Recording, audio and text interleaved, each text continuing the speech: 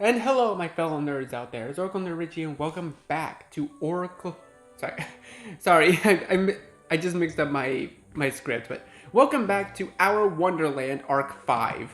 So last part we arrived at the town, and it was infested with a lot of Iggy dolls, or Iggy lookalikes, I should say, or doppelgangers even. So we just arrived at a mansion here, and presumably it's owned by Gidget.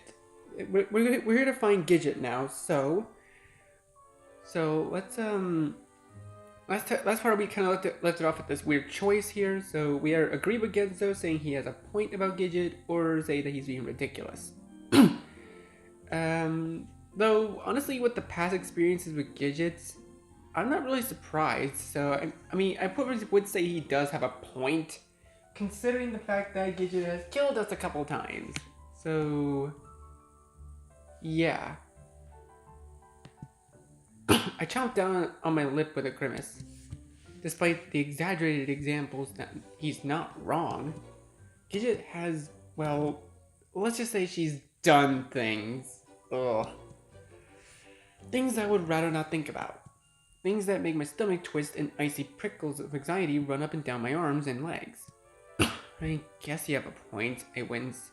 I don't think she'd ever do anything like that, but I'd rather not give her the chance to try. Cold driblets of sweat break across my forehead. It's not like I want to remember. Like, I want to think about her hands around my throat, the snip of the scissors around my tongue, the panic in my heart as she lifted me into her arms and carried me to bed. I'll fix you. Ugh. I wipe at my face. Next thing Genzo blinks, presses his lips together. His brows twitch in concern. Hey, you okay? Yeah, sorry. Memories, I guess. He brings a hand to my shoulder. Everything's gonna be fine, yeah? Sorry if I'm overreacting. If my overreacting scared ya, he winces. You know me, this mouth has a tendency to run away from me. Miles and miles away. It's not you, it's just, I shake my head. Anyway, you're right. It'll be fine. Everything will be fine. I nod. Genzo cocks a brow. That wouldn't convince a fly, but I guess I'll take it. Come on, let's get this over with, yeah? I let out a sigh, but let him lead me towards the manor entrance all the same.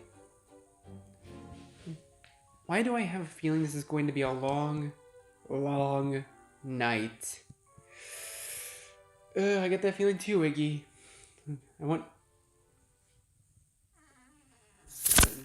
Here we go. We're gonna see Gidget again, aren't we? Oh. Wait, why does this look like one of the rooms in the castle? The door closes with a creak behind us, cloaking us in a dim luminescence of the manor interior. The inside is quite a sight. Fancy, decadent, like an estate of some wealthy baroness. Gilded ornate paper lining the walls, triple-tier chandeliers illuminating the room after room, delicate china and golden fineries crowning furniture of rich mahogany. I'm reminded of Orlam's castle, the same aura of unrestrained extravagance dripping off every inch of this place. Only smaller, more compact. Cozier, perhaps, if you could describe such a lavish chateau as such. Genzo whistles beneath his teeth next to me. Looks like someone leveled up. This is quite the, upgrade. How come this place can't shower me with opulent necessities? Niceties. I like to live in the lap of luxury for once. Genzo's hands go to his hips. It is a tempting sight. There are more Iggies inside, some of them sweeping, dusting the rooms, some of them carting trays of food, and others standing like watchmen beside the doors. This one pulls a lopsided salute at the approach of our group. The Iggy I attempted to speak with earlier steps forward. I see more flailing of arms and hands. I still have no idea how they're communicating. But the idea must have been conveyed because the watchman Iggy glances towards back to the stairwell. then shrugs and motions us through. Some security. Our Iggy leads us down the hall, and we have the rest of the group behind us as we start up the steps. More Iggies go pushing past us. All of them harried and anxious, eager to get to where they're going, and half stumbling down the stairs. Some of them carrying gleaming silver trays. Some of them donning all assortments of cleaning apparatuses. Oh god. Oh, I need to really get myself a water after this. And still others carrying nothing at all, but wriggling their hands with such fervor, I'm surprised they don't trip and fall face first down the steps. Around and around the spiral steps we go, until we reach the top landing and step out into a grand upper hall lined with flickering scones and paintings of painting of Gidget.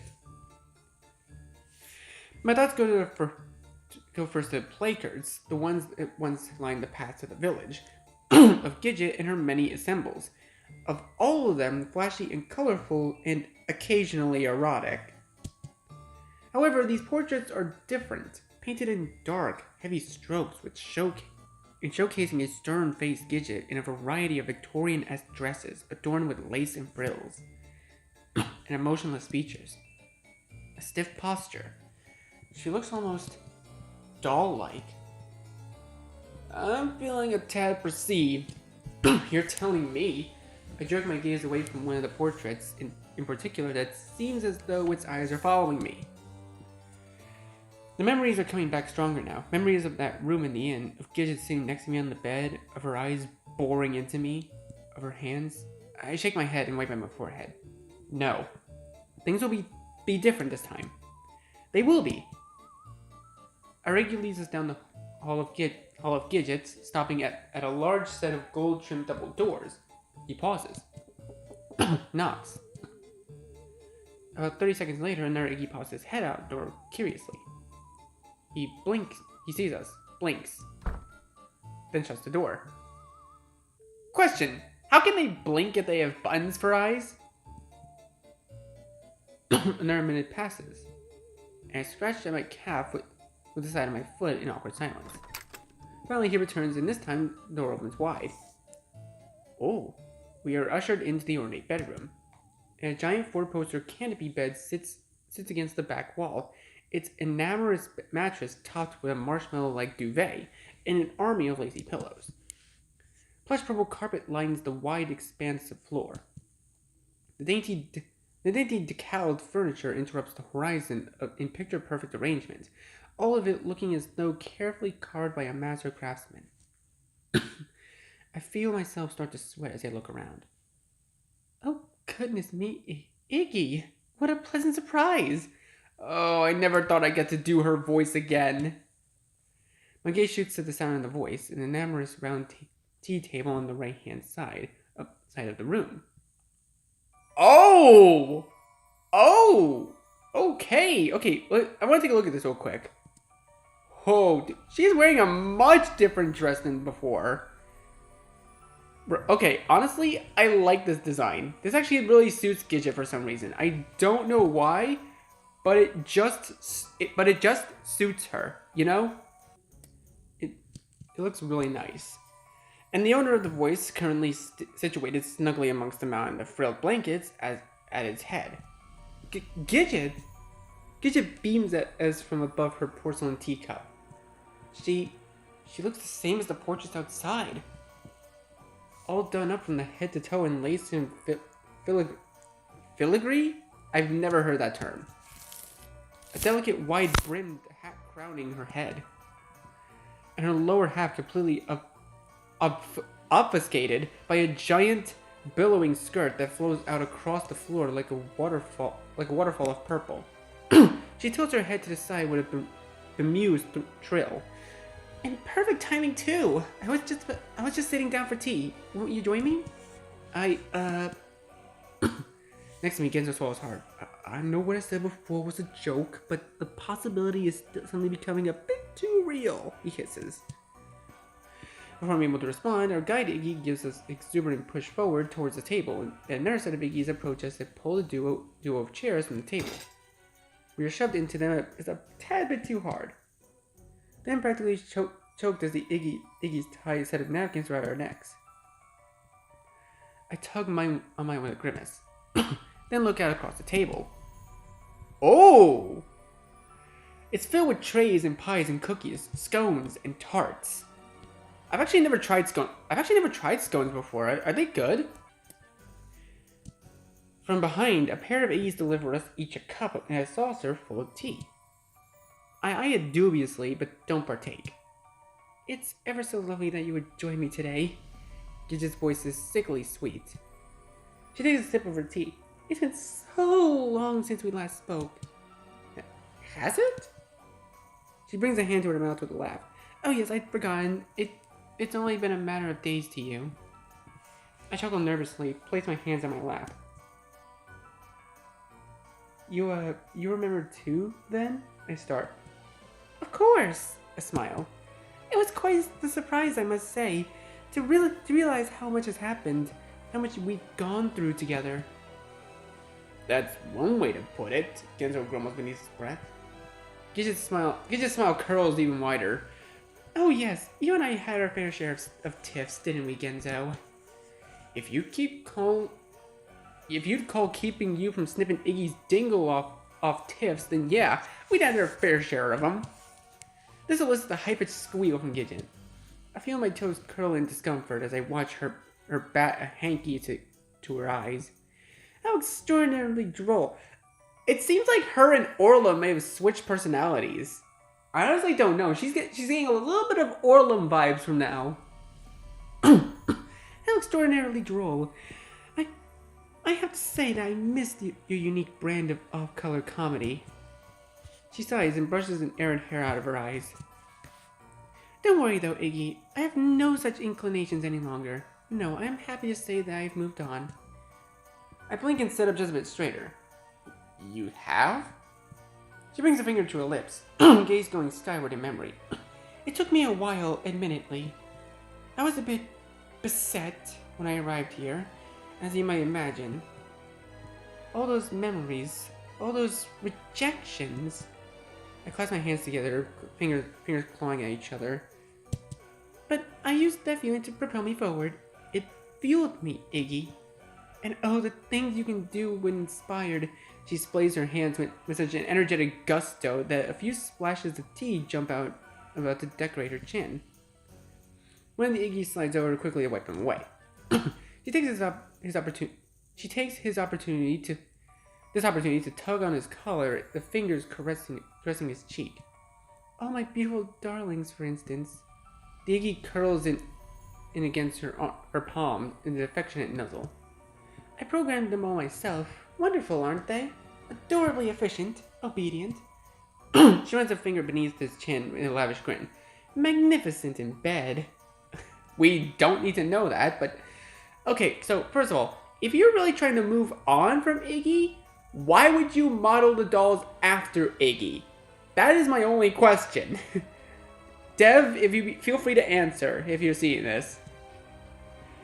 The temperature of my cheeks rises about 500 degrees. Next to me, Genzo promptly chokes on his own spit. He beats his fist against his chest as he coughs up half a lung. They're everything I could ever want. Perfect companions for a perfect life. Gidget returns her attention to her tea with a leer, fingertips holding it poignantly to her lips as she blows across the surface. Without thinking, I grab my own tea, hands shaking as I take a sip. Any kind of distraction is a godsend right now. Those childish feelings have long since passed, though. I have no need for things like anger or jealousy. No, they would be quite unbecoming, I think. I've expunged all such imperfect urges from my life. That's nice. I stare down at my tea.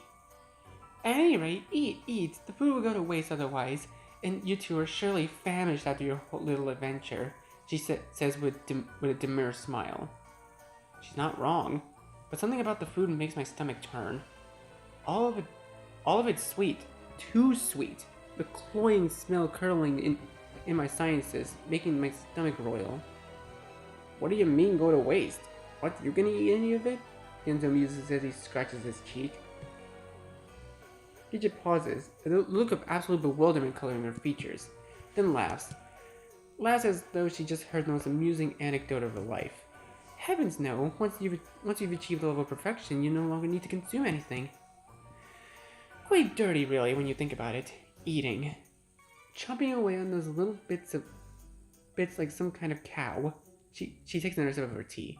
No, I partake in nothing but my daily rations of tea.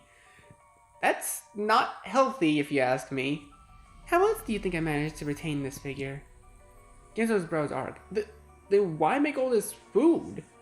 He sounds absolutely affronted. One must keep up appearances. She grabs another Iggy on his way by with another tray of freshly made egg tarts. Pinches his cheeks with a playful grin. And I need something to keep my little darlings occupied. They get so restless when they have nothing to do. I simply stared at her in disbelief. Then glanced around to see all the Iggies watching me. I gulped and shrinked just a bit in my chair. Finally, I grabbed one of the cookies so as to not appear rude, nibbling on it in silence. Next to me, Genzo sighs and reaches for one of the cupcakes. Please don't let this be the last cupcake I ever eat. We munch on our sweets in silence, Gidget watching us with a look of contented accomplishment painting her cheeks. The plates of desserts are changed out for new ones, most of them untouched. Genzo coughs next to me. I continue chewing on my cookie. Once, twice, again and again, until it turns into a battery slop in my mouth. Another cough. This one is followed by an elbow to the ribs that nearly sends the cookie slobber out between my lips. Eggs! I throw him a confused glance. He just stares at me, gaze shooting pointedly between me and Gidget. Say something, he finally hisses. Oh, I cough, clear my throat. Then turn back to Gidget with an awkward squeak in my chair. This is great and all, but like, surely you're not going to stay down here, right? I feel like I've had the same conversation a million times over at this point, but I don't know what else to say. Clearly there's something wrong here, something we need to fix. This place is warping us. Warping? Gidget cocks her head to the side, then smiles. More like transforming. I see everything perfectly now. All the mistakes I've made have opened my eyes, enlightened me to my own stupidity. All my life, I've relied on someone else to make me perfect. But I can achieve my own perfection, crafted with my own hands. Don't you see? I have everything I ever wanted, and I did it all myself. A cold tendril of dread curls itself up in my chest, tickling the base of my larynx. Everything you ever wanted? I grimace, tossing a glance around the room. What have you ever wanted? Any of this? None of this seems like you. I take a sip of my tea, hoping it will mask my discomfort. Oh, Jesus Christ, her eyes changed. What would you know about me? Gidget's voice suddenly turns sharp. For a brief moment, something about her changes. Her eyes, they give off an otherworldly yellow flash. I swear, I see her pupils split for a second. I sit back in my chair with a start, sloshing the tea up and onto my wrists. But the moment is short-lived. She blinks, sits back with a smile. Beckons nearby Iggy to come refill her cup. Yes, what would you know about me? She muses as she sits back, impish smile playing on her lips. You've done nothing but stifle me all my life. You and your graceless comments. This abhorrent dependency on you has nothing but hold me back. Oh, 'cause you're the patron saint of altruism. Genzo pushes himself to his feet. Oh, please, must we start this again? Gidget fans herself. You're only making a fool out of yourself. It's fine, Genzo. No, she's right. It's fine. Wait, what? But seriously? My choices are agree with Gidget and agree with Gidget light.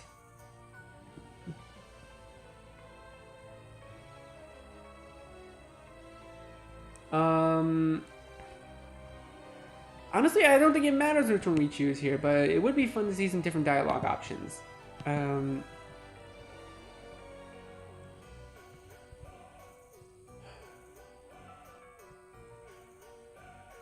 it's fine, Genzo. I want to say something. I really do. Because she's right. She's fucking right. But all of a sudden, my voice feels trapped inside my larynx like an air bubble from an oversized gulp of soda. My gaze drops to the table as my cheeks grow warm, and I bring a shaky hand to Genzo's sleeve, giving it an anxious tug. It's okay, Genzo. It's fine, really. I eke out, my voice cracking. Genzo looks at me. Looks at Gidget. I see his brows twitch and furrow. Then finally he sighs, letting himself fall back into the chair with a huff. Fine. Forget it, I guess. But I don't miss the hint of concern in the little glance he shoots at me. Nor the way Gidget simply stares at me, lips pulled in a thin line. I clasp my hands together beneath the table and stare down at my half-finished cup of tea. Finally Gidget yawns. Your unfiltered emotions tired me. I must rest. She warily flicks her hand towards the Iggies, who sit at once to claim the table. Stay if you so insist, my darlings will see to it that you're comfortable. Though I recommend you embark upon the morn, I have no desire to join your silly little game of heroism. Return to your unfulfilling lives and leave me be. But Gidget holds out her palm, cutting me off, and two nearby Iggies move forward to pull our chairs away from the table.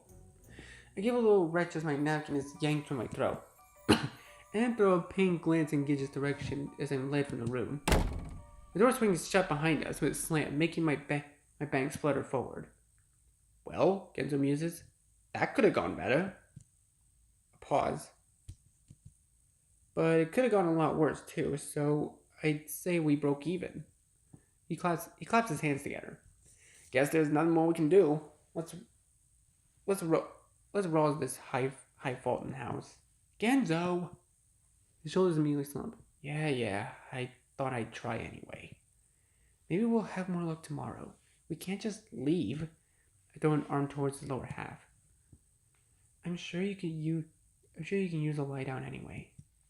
You're admittedly not wrong about that. I've been about ready to pass out for the last hour. I cringe. I can't tell if he's exaggerating or telling the truth. Probably a little bit of both. Come on, I give his shoulder an encouraging pat. We'll get some rest. Then turn towards the front, where our Iggy guide is standing head cocked, staring at us curiously. Oh, my shoulder jumps. Sorry, were you waiting for us? He tilts his head in the opposite direction, this silent a moment longer. He probably clasps his hands together in almost audible chop chop, and twists on his heels, walking purposefully down the hall. We follow to step behind him. Once back at the bottom of the stairs, he takes a left, leading us down the corridor with more flustered Iggies running to and fro. Further, past open doors leading into what looks like libraries, studies, tea rooms, and dining rooms. Curving around the outside of a miniature theater room, complete with heavy silk curtains, and rows of velvet seats. Though the glassy hallway looking out into the lush terrace, gardener Iggy's clipping away at the bushes and flowers. This place is huge. I gulp unwittingly. It's all a bit too much. The Iggies in particular. I can't help but feel a combination of discomfort and pity for them as they scurry about. Finally, after it feels like we've walked the last couple entire cities over, our guide comes to a stop in the middle of a quiet-ish hallway lined with doors. He glances left, right, then nudges us towards the Duke closet. Thank fucking God, I was half expecting us to run to a minotaur down here. I throw a glance at the doors. These are for us? A zealous nod. I expect him to move out of the way, but he doesn't, just standing there staring at us. Thank you? I cough, shuffle my feet, then start to step past him, only for him to whip something out of his shirt, holding out expectantly. It's a piece of paper, and when I take it to look more closely, I see it's a menu. List of exquisite sounding dishes and desserts line its surface in fancy curled print. We We can have any of these? Another nod. My eyes grow wide as I take in the array of options. The Iggy hands another sheet to Genzo, who takes it curiously. Okay, this is really nice. The number of selections is staggering, to say the least. I feel myself start to sweat, at a loss of what to do, so I choose. Oh my god, Genzo's turning bright red. Can I have a moment to look it over? The Iggy nods and points at the little bell above the door, then presses his palms together as though praying. Okay, cool, I say before I glance over at Genzo, who suddenly has gone so red, I'm surprised he doesn't overheat on the spot.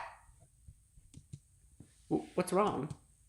He's just staring down at his paper, and when I lean down and look at him, see the words special services written on top, followed by followed by a range of services I don't know if I could even bear to say out loud. I swiped the paper away from him so fast I nearly tear it in half, my own cheeks burning. There will be no special services from the Iggy dolls, I squawk, my voice cracking.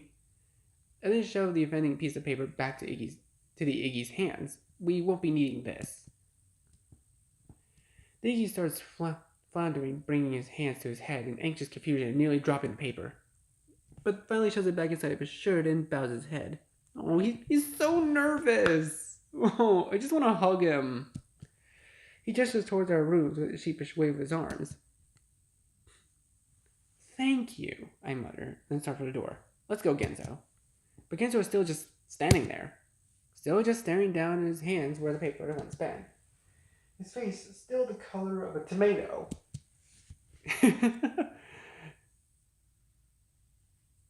Oh, that was actually kind of funny. A few hours later, I showered, toweled, and swaddled myself to a 2-inch thick bathrobe, feeling altogether more refreshed. Even more so when I stepped out of the bathroom to see the meal I'd ordered ready and waiting for me atop gleaming plates of silver. Salmon pepper steak on rice, blue cheese wedge salad, baked sweet potatoes with butter and brown sugar. Oh, that sounds so good! An entire tray of garlic bread dripping with oil. And of course, desserts. Not hot peanut butter sundae, slice of cookies and cream cheesecake. Oh my god, I want to eat something like that. They've even somehow procured me with a box of shock tarts to snack on, which is saying something, as I'm pretty sure they don't even make those anymore. My stomach gurgles in spite of itself, and I let myself flop down on the bed with a sigh of content. The bed yields delightfully beneath me, and all downy folds of cloud-like comfort cradling my weary frame. I accidentally end up lying there, staring at the ceiling for about 5 minutes before remembering the food, then sit up with a jolt and scooch towards the trays. The meal is delicious as it looked, to the point it makes my jaw ache. And I wash it down with glasses of wine and juice, and some of the curiously delicious lime drink the Iggies who'd come to take my order had fervently pointed to. Between the food, the bed, the shower, and robe, I feel like $1,000,000, awash with unbridled complacency. There's way too much food for me to finish. Once my stomach begins to complain, I take a break, lying back amongst the downy blankets to snack on the shock tarts as I study the surrounding walls.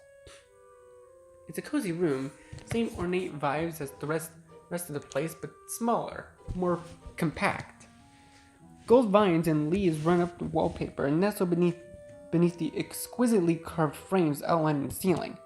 Wall-high curtains hang from the heavy set of folds that dive from the rod like pressed fondant, and brilliantly polished furniture garnishes the irons with thoughtfully placed intervals.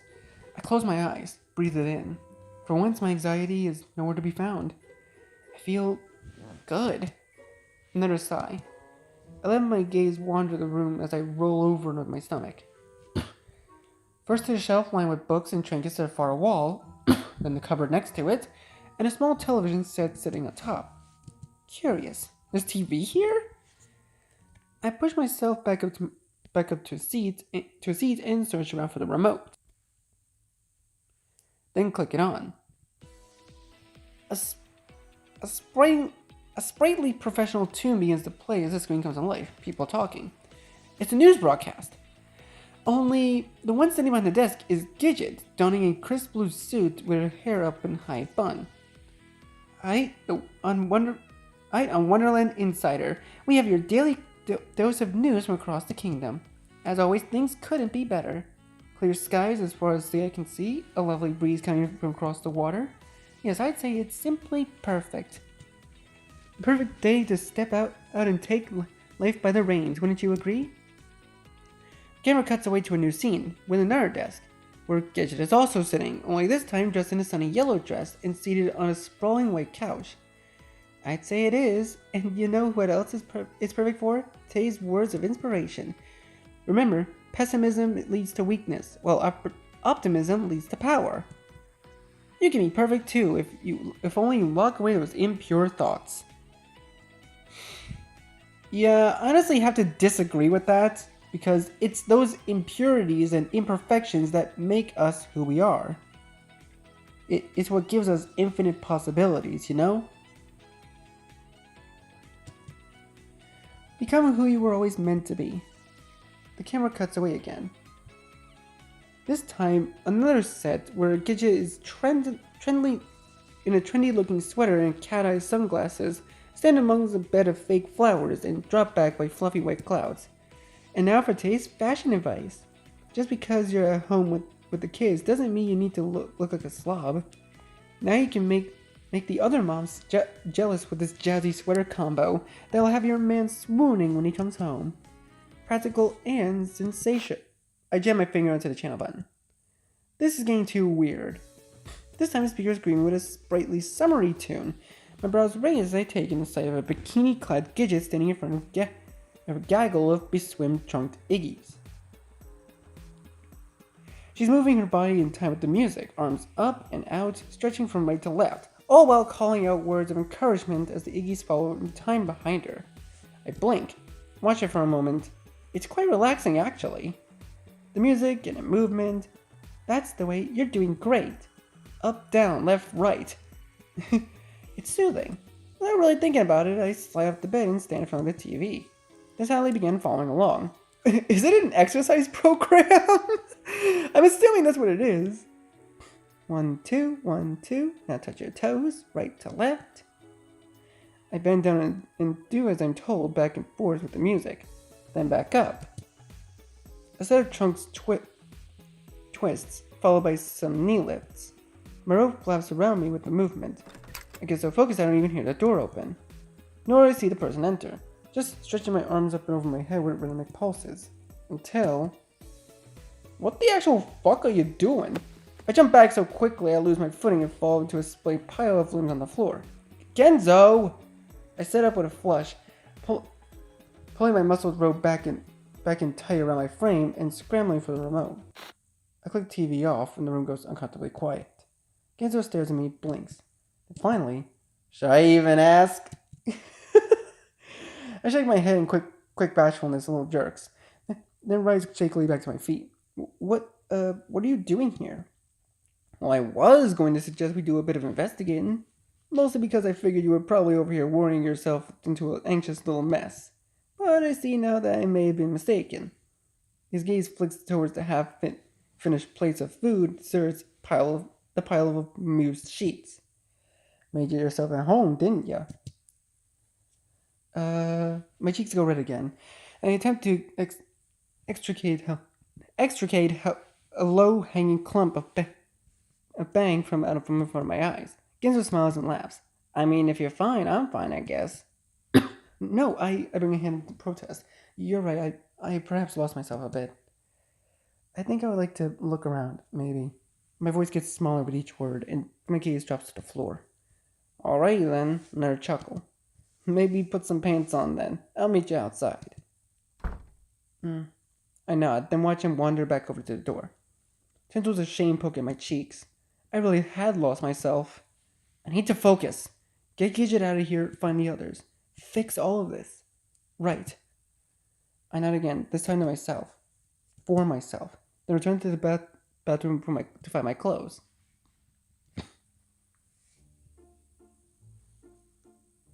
If the manor had felt large before, it now feels positively enormous. Every corner we turn reveals more and more hallways, and every hallway is lined with more and more doors. How does she even expect to use all this space? I amuse myself as I stick my head inside another polished den. This one with crackling fire casting dancing tufts of light across the floor. I catch sight of a adjacent window before returning my gaze into the hallway. Dark. Night already?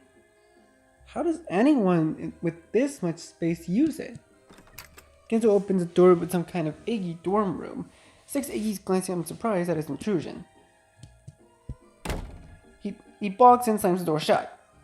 I feel like we wandered through about 100 hallways already, and the most interesting thing we found is a signed copy of Moby Dick. Yeah, that was weird. I'm not sure what we were expecting to find anyway. Some magical key that will make Gidget listen to us? Indeed, especially considering I thought we already had the key. I blink until I hit to the side. We do? Gidget brings a hand up and flicks my forehead. You dumb fuck! I slap my hand to my forehead with a wince. Oh. Then... Hey, that's... But Genzo has already moved on, whistling under his breath as he rounds the next corner. Hey, we're back at the entrance. My irritation evaporates, only to morph instead into hopeless frustration. That means we must have walked around this entire place. I throw my hands out with exasperation, which startles a nearby Iggy standing watch by the door. Aw. We call it a night then? Get ourselves some shut-eye? I scratch my head, eyes wandering the entry hall. It looks the same as when we walked in, only yellower now that the light from the wall scones is illuminating the space. I turn around towards the back stairs leading to Gidget's room. Is she up there now? What is she doing? A curlicue of guilt plays on my spine. You've done nothing but stiff him all my life. You and your graceless comments. If only I could. Talk to her. Apologize. Or something. Nothing I say will take back the things I've said. Fix them. But maybe somehow, when I drop my gaze, I notice the stairs keep going downwards, spiral continuing past the edge of the floor. Oh! Genzo wanders up next to me. There's a basement? Apparently. Either that or a portal to hell, which is funny because I thought we already were there. I start slinking towards the stairs to peek over the railing, trying to catch a glimpse of the lower floor. It feels forbidden somehow. No one had said a thing about us walking around. Not even when we barged into rooms or got in the way of the Iggy's trying to go about their hurry tasks. But somehow, looking at those descending stairs, I can't help but feel this aura is off limits. I glance back. Genzo's just looking at me. And beyond him, I see the watchman Iggy rocking side to side on his feet, staring up at the ceiling as he bobs his head to some melody in his head. There's no one else in sight. I turn my gaze to the stairs, then nonchalantly stroll down them. Iggs! Genzo hisses before clutching his cap and to his head and dashing after me. But I don't stop until I reach the bottom. Ooh, another hallway. Though this one is darker, the wall is covered in deep red paper, and the scones are spaced further apart, after flickering like casting long shadows across the floor. Genzo nearly rams into my back as he comes flying down the stairs after me. Jesus, maybe warn a guy before you decide to go all Lupin the Third, would ya? I was trying to be subtle. Subtle and you go together like my ass in those horrible Landbrook City bus seats. You try, but you just can't make it work. His gaze goes to the hallway. He blinks. This does look mildly promising, though, in a probably going to get us killed kind of way. Come on, let's check it out. I start forward down the hall. Raring to go as ever at the sign of agonizing death, I see. We walk silently down the darkened corridor, our footsteps masked by the thick rugs. It's eerie the way our shadows jump from scone to scone, like an Addising shadow puppets projected on the walls. It doesn't take long to reach the end. Upon reaching it, the hallway turns left sharply, revealing a small entryway with a single red door, and a single Iggy standing guard in front of it. Ooh! Ooh! Hello? Okay, that just screams suspicious. Why in the world would Gidget have locked all the way down here, though? You're asking me? I mean, my first thought was a sex dungeon. But my first thought is always sex dungeon, so when it comes to these things. But I'm not sure if that's saying much. How do we get in, though? Hey, I think we could take him. We're not attacking the Iggy doll! Not only would that feel just wrong, but for all we know, they could have some kind of I don't know, built-in alert function. Fine. You got another brilliant plan? I pull back, finger to my chin. I'll distract him, then you slip inside. I have to go? Well, we can't both go. What if we get trapped down here? This way I'll be able to get out if anything happens. I'll be able to get you out if anything happens. Oh, you will? Mr. Allergic to Conflict? I'd like to see that. This elicits a laugh. I really don't like this plan. Come on, it'll be fine. I'll stay here until you come back out. Then I can distract the guard again. Genzo rubs his chin, furrows his brows, looks at me. Fine, but only because I'm pretty fucking curious what's down here. Then jabs a finger into my chest. But you better goddamn well stay right here. You hear me? No wandering off and getting yourself into trouble, as you are wont to do. I raise my hand in defeated acceptance. I will. Iggy Maxwell, I swear to God, if you... He curses under his breath, but ultimately shakes his head. Whatever, just go do your thing. Distract the little bun-eyed bugbear. Aye, Captain. I should know a playful salute that makes the corner of his mouth twitch and then peek back around the corner. The guard is still standing there in front of the door. He's walking from side to side, looking up at the ceiling, looking down on the floor, scrutinizing something on his wrist. This doesn't seem like it's going to be particularly difficult. I clutch my hand to my chest with an over-exaggerated groan and go stumbling out into the middle of the room. The Iggy guard jumps back in surprise, going ramrod straight. Then comes rushing over. Oh God, the pain. I stagger, half trip, taking her a few fleeting steps, then collapse into the heap of as far away as possible from the door as I can. I claw my fingers to the fold of my shirts, and breath labored and voice hoarse.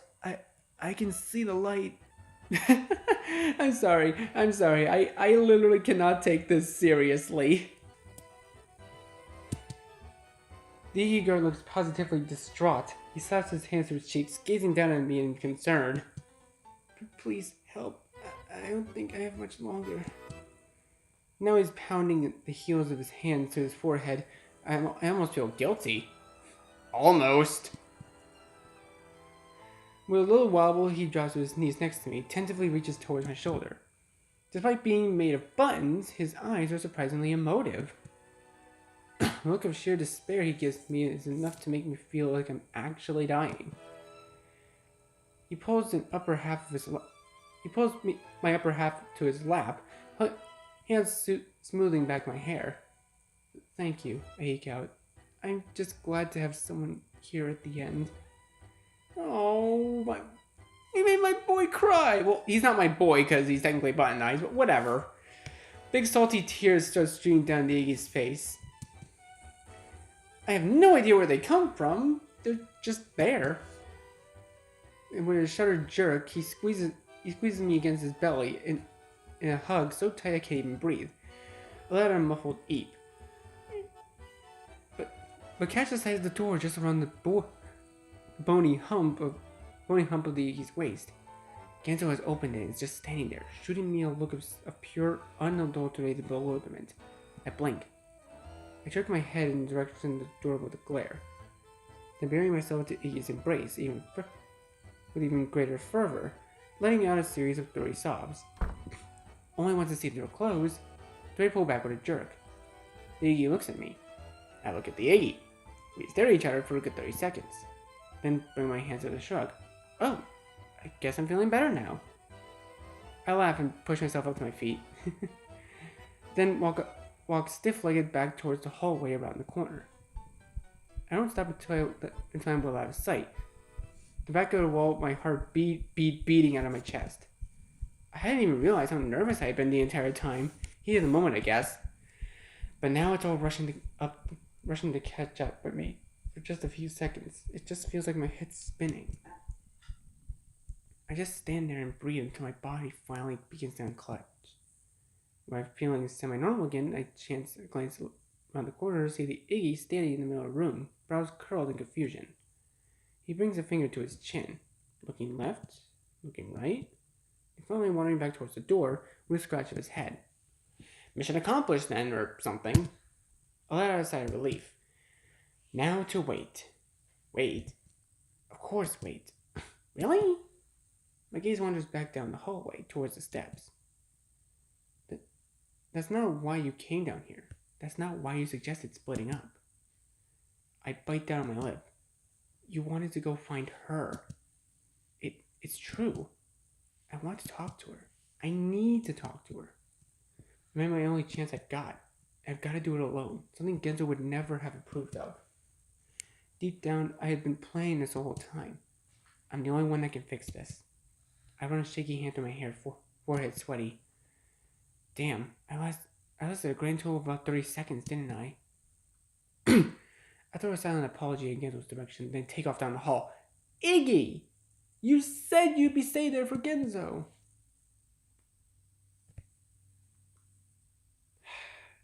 That fucker probably lasted a grand total of 30 seconds. Genzo's already on to him. Oh, God.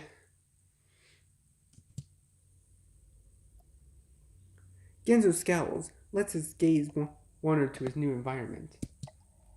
It's dim on the other side of the door, and he nearly stumbles down the stairs in front of him. Wait, are we in Genzo's perspective now? Ooh, this is gonna be interesting. He lets out a string of four-letter words and throws a hand out against the wall to catch himself. Fuck this house. He swallows, clenches his jaw, takes a tentative step forwards to seek out the next stair. It creaks beneath his weight. Fuck this playground of death. Another step. Fuck those fucking murder rabbits. Another. Fuck Miss Muffet and her fucking tea party. Another. And fuck Iggy for not ever fucking doing what I'm fucking telling him to do. He makes it to the bottom with a huff.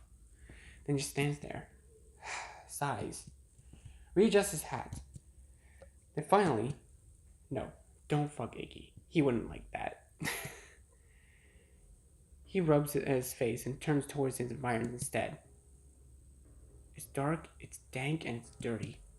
A hallway lined with large cold stone. A heavy wetness permeating the air.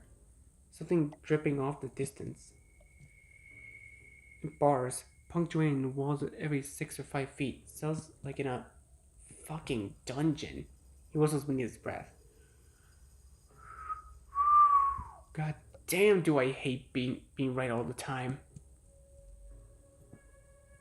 The only light drips in from small rectangular windows high up in the walls in the cell. The moon bright and golden amongst the sea of stars outside. Charming. You could really do a lot with this place. He began walking forward, dodging a few low-hanging spiderwebs that catch onto his cheeks. Then taps a finger against one of the bars on his left, almost as though testing the durability. Gidget. Just what do you got down here, huh?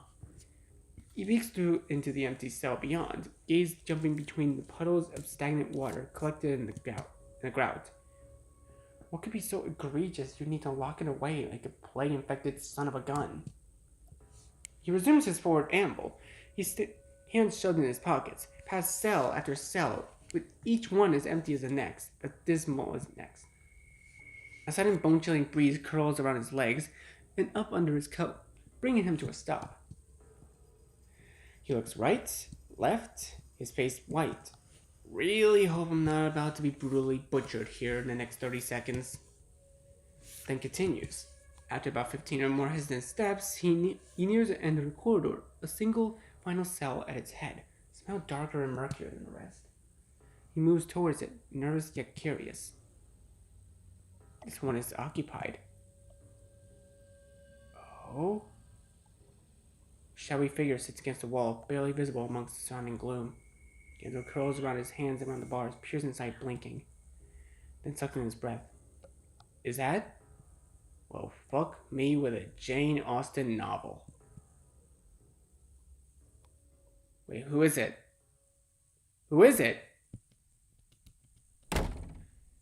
Gidget! I throw open the door toward the Gidget's bedroom with a wince-worthy slam.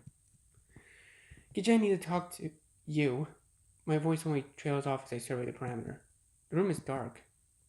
Though not for sleep, apparently, as Gidget is in her bed. Nor is she at the table. Nor is she anywhere in the entire room. I press my lips together. Interesting. Where else would she be at this hour? There's no sign of any Iggy's either. The room is is empty still, to the point of omnicity, especially compared to the flurry of activity of occupying the rest of the manor. I take a step forward, only for a sudden click of the door closing behind me to send my heart hurtling towards my voice box. I swallow by darkness, all that eerie still. And it takes me a solid 60 seconds for my heart to calm and my arm hairs to fold back over my skin. Damn door! I start towards the inside against it. No need to potentially draw attention to myself. Instead, I grope for a light switch on the wall. Where? There! The room goes bright, a soothing yellow light. Though it takes my eyes a few flustered blinks before my vision adjusts. I can see things better now, which does nothing except confirm the fact that Gidget is nowhere to be found. In fact, the bed doesn't even look like it's been touched. The duvet is perfectly pressed and the pillows arranged just so. Across from it, the table is laid out with what looks like evening tea, though the tea itself has already been consumed. I bring my hands to my hips with a frustrated pout. So much for my great plan. Why does it seem like most of my plans end up failing horribly? Hell, most things I do in general. Flashes of Gidget run through my head, her face, brows furrowed, lips trembling. How many times have I seen her cry? How many times have I made her cry? All because I can't figure out the right things to say. Why does it feel like there's some kind of secret code to social interaction? I sigh, take a moment to wander the room, gaze mindlessly scanning the furniture, the walls. There's more photos of her. All the photos are here. It's just a tad unnerving. As I approach a nearby bookshelf, I notice one of the books is uneven, sticking out from the others like a broken piano key. Charlotte's Web. Oh, I remember reading that as a kid. Dude, I remember reading that in class as a kid with my classmates. It was a really good book, and it was a really good movie too. Now, there's a book I haven't thought about in a long time. Curiosity is getting the better of me. I reach out, pull the book out from its spot, only for the entire shelf to recoil to touch my with an unearthly rumble. It shimmies, shakes, the books and bobbles on its shelves, rocking back and forth, before shifting back into the wall and sliding to the right, leaving behind a dark hole in its wake. I stare at it in bewilderment, hand poised to the book still clenched between my fingers. Why does this always seem to happen to me? I poke my head inside. There's a moldy smell in the air. And from what I can see in the light from the room, the walls appear slick and lumpy. I make a face, but I don't seem to have much choice. At least, not if I actually want to figure out what's going on here. So with a sigh of resignation, I place the book on the bedside table and start my trek down the newly opened shaft. It's a strange tunnel, round almost, as though created by some large creature burrowing through the wall. And the walls themselves are rough, like eroded concrete, sticky with a kind of gelatinous substance that grows thicker the further I walk. I'm reminded vaguely of the sewers we used to explore as kids. Gidget in the lead with her little flashlight, round circle of light flicking to and fro in the darkness. As behind her, the four of us would peer anxiously through the gloom, a mixture of terror and excitement in her hushed voices as we pondered what we might find. The Gidget then had always taken my hand, led me around the murky puddles, cleared the cobwebs from my path. But there's no Gidget to guide me this time, and more than once I feel my spine tingle in disgust at the feeling of something sticky against my fingers or slipping behind my shoes. Okay, I've been recording for almost an hour. I'm not sure if I should end it here awkwardly again, or if we should probably just continue and try to do this all in one part. You know what? Yeah, let's just continue. Let's just see if we see this whole thing through first. I'll find you, Gidget. I'll find the real you. Not this. Whatever this is. You've become. What this world has turned you into. No. What I've turned you into. The tunnel is so dim now I can barely see my hand in front of my face. When I look back, a small circle of bedroom light looks miles and miles away, like a star against the black sky. I clench my jaw and carry on. It's colder now. A deep, unsettling chill seeping into my pores and through my bones. My hair is heavy with it. My clothes, like damp towels, weigh me down. And when my hand reaches out next, my fingers catch on thread-like fibers that snag in my skin. I jerk back, scratch and claw at my hand to remove the offending substance, only to walk face first into another, this one stretching across my cheeks and hair. God, fuck! They're all over me. I wipe them in a building panic, but even as I peer ahead, I see silvery outlines of more. They hang from the ceiling like ghostly curtains, stretched between the walls, forming dew-dipped patterns that glisten amongst the surrounding umbra. My heart is going into overtime now. I wipe my eyes again and again. Keep it together, Iggy. Keep it together. I give my forehead a few good whaps with the heel of my hand. I clench my fist and carry on. The cobwebs grow thicker the further I go, impossible to avoid. I constantly have to bat them away and yank them out of my hair, then rip them from my clothes. My skin prickles with it, sending tendrils of panic up and down my arms and my shoulders. They tighten in my lungs, making it hard to pull air in, even as my breaths come out faster and faster. Just keep going. Just keep going. I wrench an especially sticky piece of web out of my eyes, my lashes bristling with tears. 1 step, 2 steps, 3. On that step, I nearly stumble forward. There's a sudden dip in the ground. My foot goes down hard, sloshing an inch-deep pool of stagnant water. Ice-cold moisture seeps straight into my shoes, soaking my socks, splashing up and down onto my pants. I can't contain the whine of despondency that buzzes between my lips. It's enough to steal my attention from the webs, my gaze going to new surroundings as I gingerly place my other foot into the water. It's wider now. A room of sorts.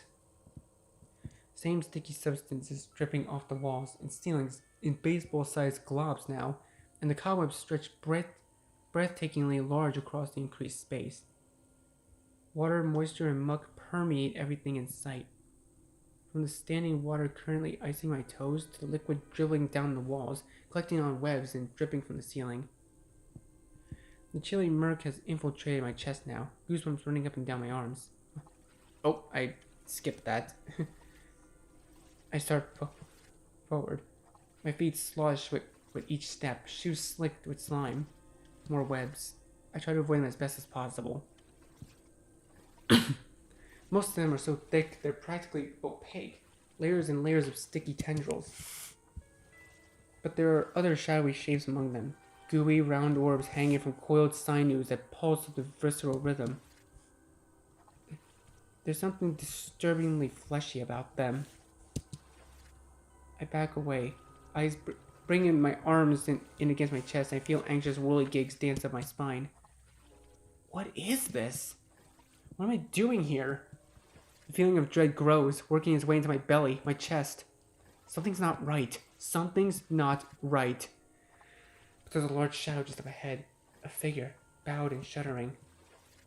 and my instinctive urges to move towards it wins out against my desire to retreat. Gidget? I don't know why I say it. How could that be Gidget? Why would Gidget be here? Yet some part of me knows even that shadow stops, twitches, and rises. Knows even as it turns around to look at me, eyes yellow and gleaming against the dark. Oh, Iggy. You're here. Gidget, I came to find you. Let's get out of here, yeah? I see her head tilt, her eyes blink. Why would I want to leave? We don't belong here. None of us do. I take a step forward, ignoring the alarm bells going off in my head. Just look at what this place has turned you into. Turned me into? A laugh. I can see the shoulders of her shadowy form tremble. This place has helped me achieve what I never thought possible. It's made me perfect. A pause. I see her eyes narrow into slits. But you wouldn't understand that, now that you've understood everything about me, have you, Iggy? I understand enough to know that this isn't you. Enough to know that you have a life, a real life, outside of this world outside of this world of make-believe. People who love you, a family. Gidget's gaze goes towards the ceiling, as though peering up into that world above our heads. Family. Yes, I must create a family. What? That's not what I... But don't worry. I finally accomplished that too. No thanks to you. I see her face tighten, her brows curl. I finally settled down. Got in my house with a big yard. Found someone to love me, to please me. Her eyes squeeze shut, almost as though in pain, then gives it a little grunt. And I hear something splash into the water behind her. I take a step back in confusion, water sloshing against my ankles. Gidget, however, just smiles, reaches behind her. And when she strains next again, she's holding one of those giant gooey orbs. The same one I had been hanging from the ceiling. It pulses and throbs in her arms, heavy and weeping as it drifts back thick sinews of muck across her skin into the water. And now we have a family too. My mother would be so proud, Iggy. The perfect daughter, the perfect woman, the perfect life. I see something squirming and wriggling inside the orb. It almost looks like a tiny baby. Spider? Oh no! We have to deal with spiders? Okay, so the thing is, I'm not arachnophobic, but I know someone who is arachnophobic. Like, he hates spiders.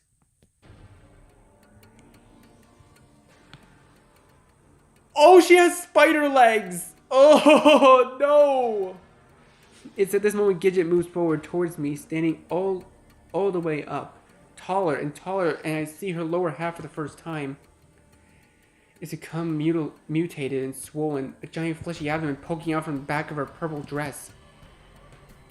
And from the spawns 8 titanic legs, each one thick and harried and sharp, so fucking sharp, cutting through the water like knives as she floats towards me. My eyes nearly bug out of my head. Get it? Bug out. I'm sorry, bad time for puns.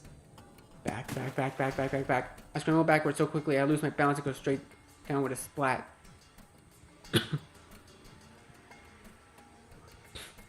My backside throbs from the impact, water seeping to my clothes and my hair. But still, I can't pull my eyes away from the abdomen, monopolizing my vision. Gidget curls her lips into a bone-chilling half moon. I'll have so many children soon, once they hatch. I wasn't sure it would work, since I created them and all, the dolls, but they did, Iggy. I can see tears glistening through the yellow glow of her eyes. And once I laid one, I couldn't get enough. I wanted more. A whole family. My family. That's the power of this place. The power that makes your dreams come true. Gidget. I can barely find my voice, my breath trembling on my lips. What have you done to yourself? Her lips twitch. I see her eyes snap back into a sharpened focus. I see. This still isn't good enough for you, is it? I'll never be good enough. Is that it? She takes a menacing step towards me, long segmented legs clicking with the movement. That's not what I... No one is good enough for you, are they? This brings a smile back to her face, and for a moment her gaze goes unfocused, hazy. You're just like my mother. A laugh, as though she was watching something humorous play out on her eyelids. Stupid bitch of a woman. Then her eyes snap back towards me. Stupid bitch of a man, unable to fuck the woman of his dreams. I attempt to crawl backwards as she towers over me, mucus like strands of oozing back, dripping off the egg, dripping off her arms. But it doesn't matter. I don't need you anymore. A giggle, it starts the tiny trill inside her throat that grows and grows before bursting out of her lungs. No one needs you, because you're nothing, just like a broken doll beyond repair. Why waste my time trying to have countless replacements, She holds out the egg, and one of the pulsing sinews dangling from the ceiling latches onto it, trailing and coiling around the gluttonous mass. But don't worry, I do know something you'd be good for. Oh god, she's got the yandere face. Free of the egg, she brings her hands to her cheeks, grinning, stretching hungrily as she peers down at me. Maybe babies will need food when they hatch. And I'd love to give them something fresh. Oh no. Something in this must finally ping something in my brain, because the next second, I bolt. I twist backwards, heart beating out of my ears as I scramble with my feet, water splashing, shoes slipping, then sprint towards the exit. It's so fast I barely have time to dodge the hanging eggs and webs, running. Fuck. Oh god, before I can so much near the tunnel, Gidget is there. They're huge and looming over me with an impenetrable wall. She's fast. Extremely fast. Faster than anything I could have imagined. I spin back around, feet nearly sliding out from under me as I change directions. Willing speed, willing control back into my floundering legs. Where are you going, Iggy? Her voice sings behind me. Wouldn't you like to see them when they hatch? I bet they'll have your eyes. I go careening back across the room, slipping and sliding in the slop, batting my way past the rows of glowing, throbbing eggs. There has to be another way out. There has to be something. But Gidget's already in front of me again, like a cat in the night. Oh, see, that's the kind of ominous look I like in horror. Like, it's just the eyes looking at you and there's nothing else. She moves so soundlessly I can't even hear her. I only jump backwards as her glowing eyes jump out at me from the darkness. Just think of how you'll be helping them, giving them nourishment they need to grow and thrive. Then you could be part of them forever, part of my family. I have tripped this time as I scramble back towards the opposite wall. I can barely hear, barely see, barely register anything that's going on around me. Simply screaming at my legs to keep moving, keep powering through the murk and muck. A flash of something to my left. I dodge right. I do a little hop skip as I nearly avoid a hanging egg. Then catch sight of the tunnel entrance again out of the corner of my eye. I'm close. The coast appears to be clear. But even as I twist towards it, the momentum of my previous dash keeps me sailing forward. And before I stop myself, I go flying especially. Oof, I didn't get to read that. Sorry, I skipped it. Fuck. Wait, can I? Oh, I can go back. Here we go. I go flying through this especially thick cluster of webs. Fuck. I attempt to pull away, jerking my hand forwards and free from the offending fibers. But there's another right in front of it. The thick tendrils wrench and coil themselves around my wrist, sticky and tough between my fingers. I twist and tug. It has my shoulders now. Clinging to the cloth of my shirt, stretching it as I heave and strain, but thick, too thick, refusing to break, and instead itself wrapping itself tighter with every single wriggle. I try kicking, try wrestling and bouncing and flying at my feet, but that just exposes my legs to sticky threads. As soon as my knees and ankles are caught, limbs thrust out at awkward angles and my body sags, suspended in the air above the water. Tears spring to the corners of my eyes as I continue struggling, continue squirming. Nothing works. I'm completely and hopelessly stuck. I hear my heartbeat in my ears as I hang there, My head throbs with it, panic rushing up from my belly to send searing flashes of acid across the back of my tongue and throat. Oh, did someone get himself stuck? And here I was having so much fun with our little game. I hear her first approach, a gentle splash of water, then clicking her legs. Oh, I'm probably gonna die, aren't I? Then her eyes appear out of the darkness, gazing down at me, feeding on me. But all good things must come to an end, I suppose. And all that exercise can't be good for the babies. Gidget. The tears are coming freely now, leaking down my cheeks like a pool of my ears. Oh God! Gidget brings her hands to my jaw, cupping my chin. You've gotten yourself tangled up pretty good here, haven't you? Aww. She smiles and tilts her head. Ah, damn it, my keyboard broke. Hold up.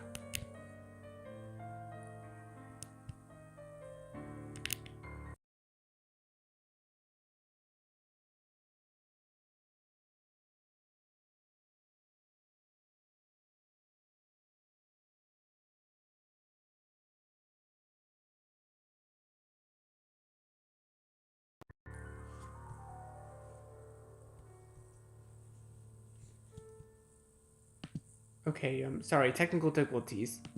Sorry about that, guys. Technical difficulties. My computer laptop broke for a second, so... Gidget, My voice cracks, throat thick with phlegm. I'm sorry. Her brows arc. I'm sorry for everything. A frown. What do you mean? I clench my eyes shut, jaw tight. When I open them again, I feel a fresh veil of tears shimmers across my vision. All the things I said, I didn't mean any of them. I was really fucking awful to you. She just says nothing this time. Just staring down at me, her eyes unblinking. I liked you just the way you were. Loved the things we did together. But I was jealous. I said such horrible things to you, made you feel like something was wrong with you. My voice shudders. But there's nothing wrong with you. There never has been. I blinked through the water, sending another cascade down my cheeks. It was me who was wrong for ever making you feel that way. Gidget's eyes began to tremble. I'm so fucking sorry. The room goes silent. Still. I feel Gidget's thumbs quivering against my skin.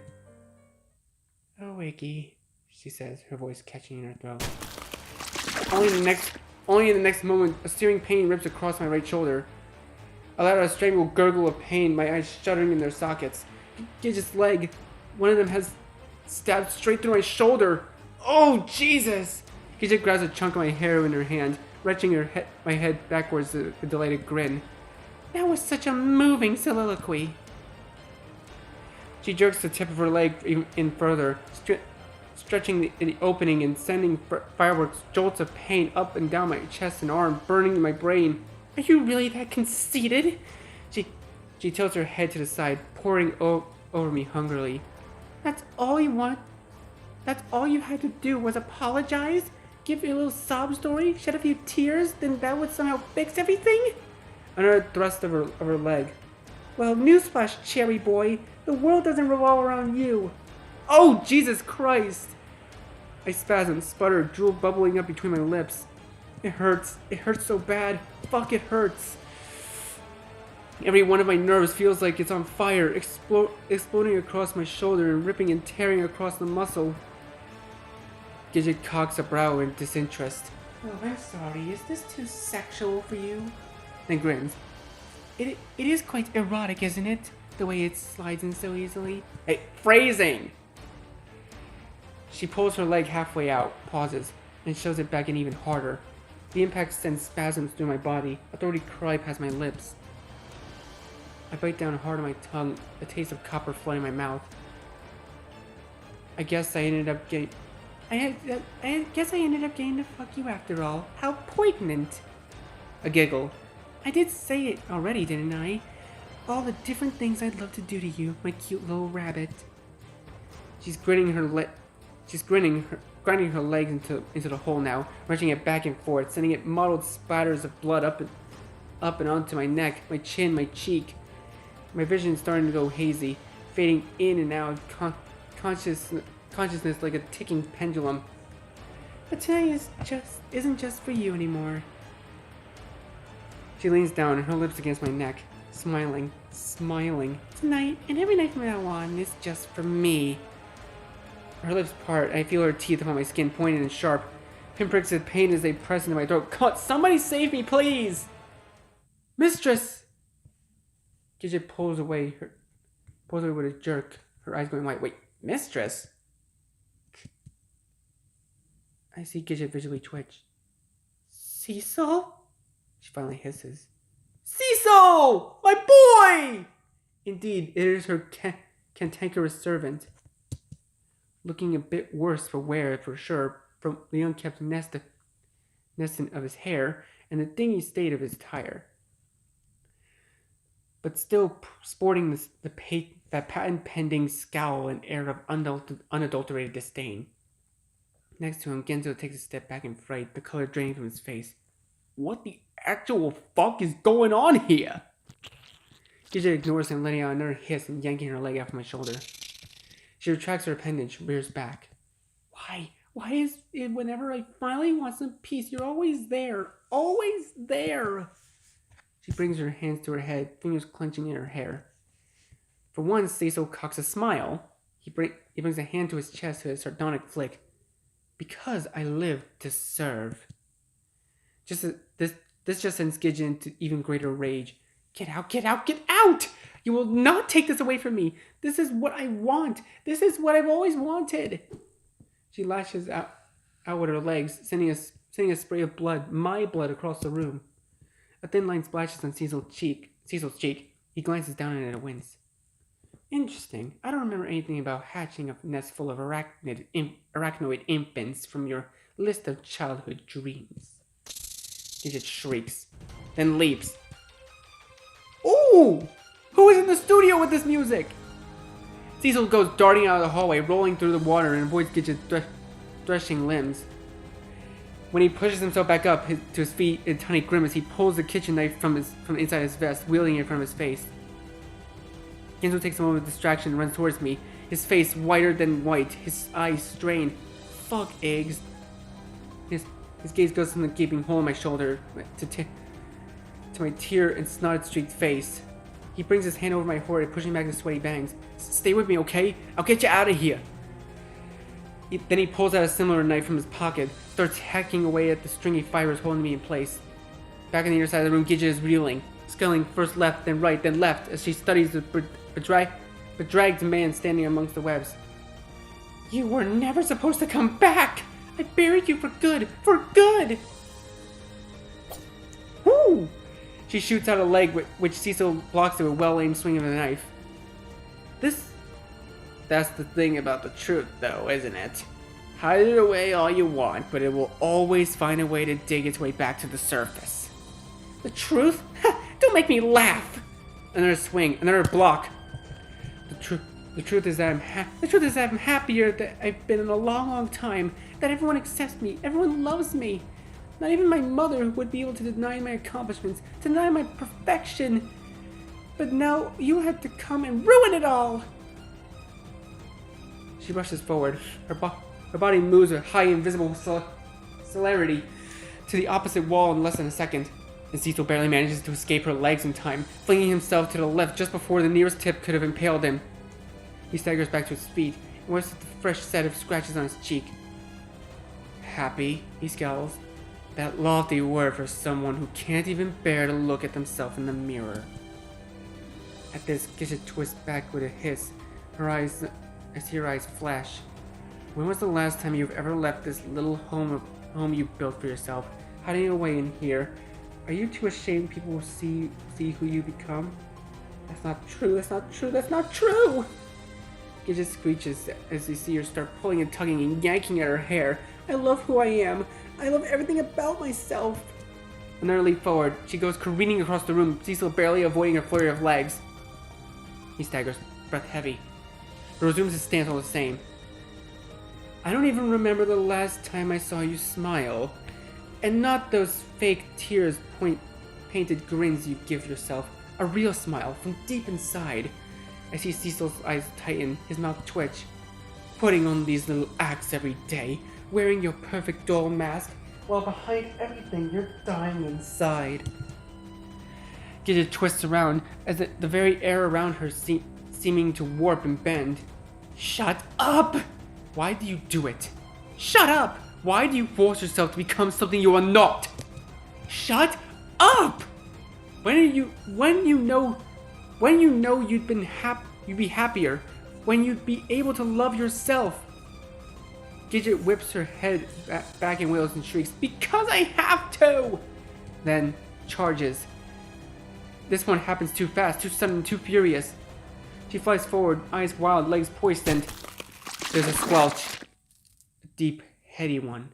For a moment, nothing happens. Nobody moves, nobody even blinks. Then a drip. 1, 2, 3, 4, 5, 6. Thick, heavy drops that punctuate the stillness. Cecil is suspended in the air, head rolled back, arms limp. Four Gidget's legs are through his chest.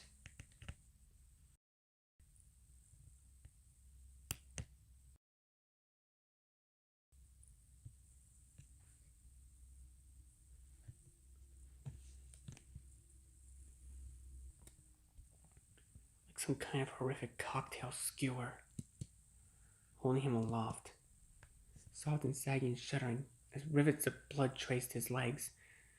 Drips from his shoes. Gidget's voice catches. I see her staring at him, bewildered. The flare of anger gone from her face. Cecil? She gives him a shake. This does nothing but send his limbs quivering, his head bouncing. Cecil? Again and again. Now her brows are curling inwards, her pupils trembling.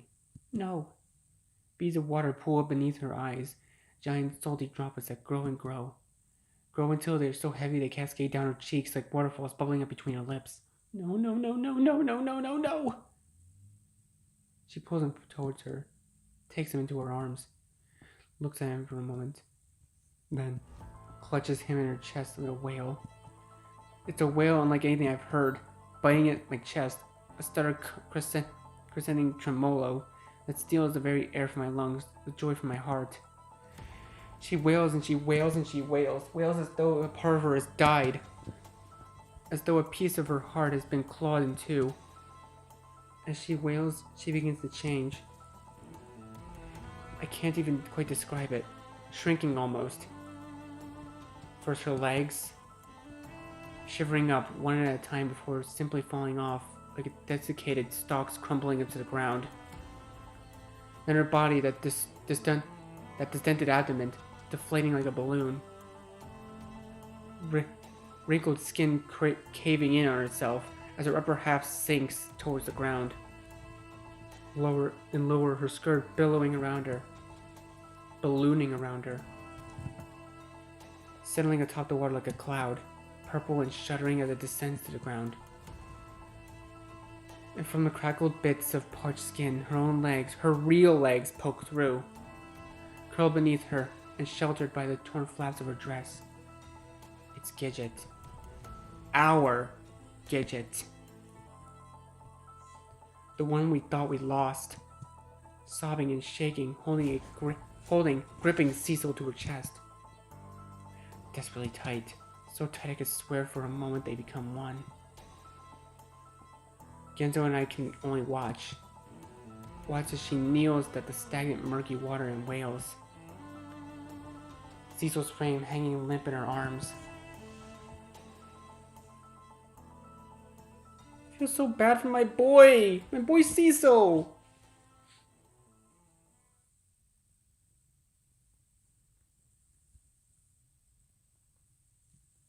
Gidget carries Cecil's body back to the tunnel. And once in her room, she lays him atop her bed. He looks tiny, wrestling amongst the mountain of pillows. Beneath him, the duvet quickly becomes stained with blood, a brilliant red stain on the sheets. Gidget? I step away from Genzo. Genzo's support, my legs shaky. But Gidget doesn't look at me, instead staring down at Cecil. I see her arms trembling. Finally, she whips herself away, teeth clenched. She looks at me, looks at Genzo, whirls around, gazes surveying the room. She growls. It starts small, so small at first I don't even realize it's coming from her. It builds into a guttural groan that crackles and claws at her lungs and throat. She goes stomping towards the tea table, gives it a single glance, and grabs it by the edge and shoves it over onto its side. It gives a loud thud as it and the tea fineries on top go crashing to the ground. Without missing a beat, she grabs one of the chairs and raises it over her head, slamming it down into the wooden mess again and again. Wobble grunts pushing it past her lips. Gidget? I start forward, but Genzo quickly stops me, a hand to my shoulder. Let her have her moment, bud. I swallow hard, but take a step back all the same, hands clasping and unclasping in worry. Gidget seems to finish with the chair. She strains where to start, looks around, then goes stomping towards the chest of drawers, letting out a barely restrained roar as she yanks it away from the wall. And slams it to the ground, drawers half open, spilling clothes and gold-tinted accessories out across the floor. Now to the armoire. She flings open the doors and grabbing fistfuls of clothes and fine laces, and dresses and blouses, and ripping them from their hangers, throwing them to her feet, tearing the fabric. She pauses there for a moment, standing amongst the chaos of clothes. Her fists are clenched so hard they can see her arms quivering. Then she takes off again. I'm not even sure she knows where she's going this time.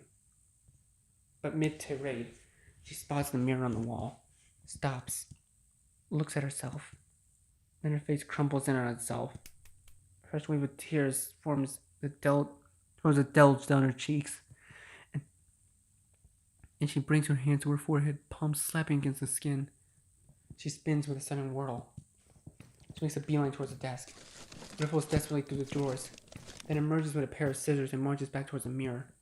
She stands there, staring, then lets out a guttural cry of depression.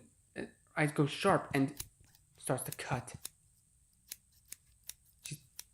It's patchy, jerky, and erratic. One chunk. Two. She clenches her fingers around one clump after another and chops giant swaths of it off and float to the floor. More and more, until a golden pile is formed at her feet. All that hair, all those cloying honey tangles, nothing more than a nest of cruel memories finally released. She doesn't stop until it's above her shoulders, tufts of it sticking out humorously in unkempt cowlicks.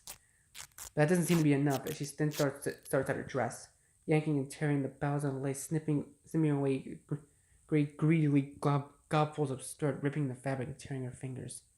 Gidget! She stops, her hand trembling. Then turns to me, water quivering on her eyes. She sniffs, drops her gaze, and lets the scissors fall to the ground. I need to be alone for a bit, she finally says, voice small, so small. Of course. I feel Genzo's hand on my wrist, gently urging me towards the door. Come on, Eggs, we'll regroup in the morning, yeah? I don't say anything, but let myself be guided from the room all the same. After one last glance at Gidget, her gaze still pointed downwards, before Genzo pulls the door shut behind us. I don't know what to do, what to think, to the point that I find myself incapable of forming words, so I remain silent. And Genzo leads me back downstairs, gentle on the way his fingers tug at my wrist. The Iggy dolls go into a panic once we reach the bottom, fretting over us, fawning over us. I'm led immediately back to my room, where a set of dolls tends to my wound, cleaning and stitching, gauzing it. All while I stare off at the far wall, my mind somewhere else, somewhere far away. As I finish and start to leave, I notice Genzo peeking through the open door, his face clouded with worry. But he eventually lets his gaze fall. When I blink and look back, he's already gone. The room is quiet and dark around me, somehow pleasant yet unbearable at the same time. When I hear soft pitter-patters against the window, I glance over to see it's raining. The water running soft revolts down the glass pane. As I let my eyes flutter closed. Tired. So unbelievably tired. It doesn't take long before I drift off to sleep. Well, that was definitely intense. I won't lie. That was probably the most intense thing that's happened in this entire playthrough. But anyways, I think now would probably be a good time to pause this episode right here. So anyways, thank you guys so much for watching this video. Be sure to leave a like, comment what you think, share this video with your friends, and be sure to You say you wanna try, but you never do. Sugar, there's a reason.